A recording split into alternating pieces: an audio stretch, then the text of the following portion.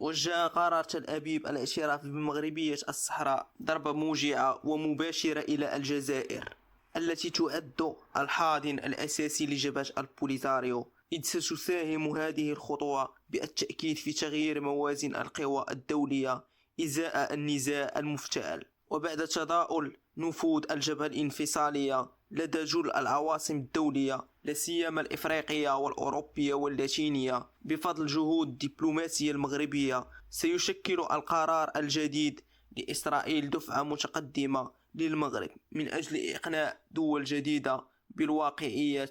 الطرح السياسي للرباط. وباتت مبادرة الحكم الذاتي في الصحراء المغربية محل ترحيب دبلوماسي كبير من لدى